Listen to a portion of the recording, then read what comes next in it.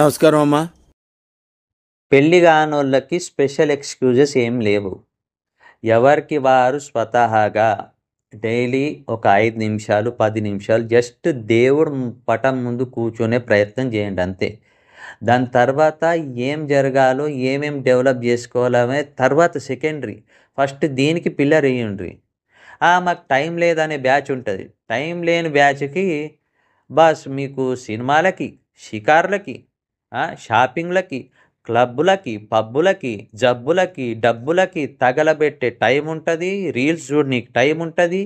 వీటన్నిటికీ దిక్కుమాల పనులన్నిటికీ టైం ఉన్నప్పుడు అది ఫ్రీగా వచ్చేదే కదా. నువ్వేం ఖర్చు చేస్తలేవాడా. జస్ట్ కూర్చొని జస్ట్ 5 నిమిషాలు దేవుడి ముందు కూర్చొని చూడనీకి టైం ఉండదా? అంటే ఎక్కడ మన ఐక్యూ లెవెల్ ఉంటున్నది, ఏడబోతున్నాం అన్నది ఎవరిదాడు అర్థం చేసుకోవాలా. ఆలోచించటం ఎప్పుడు మొదలు పెట్టారు సార్? ఇదే సార్ మార్పు అంటే?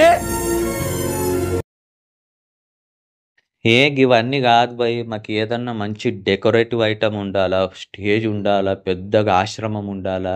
మేము పైసలు పెట్టుకొని పోతాం, మాకు తీట బాగా కాబట్టి. సెలబ్రిటీలు రావాలా, చింగ్ చింగ్ అని ఎగరాలా, సౌండ్లు ఉండాలా, గానా భజన ఇవన్నీ.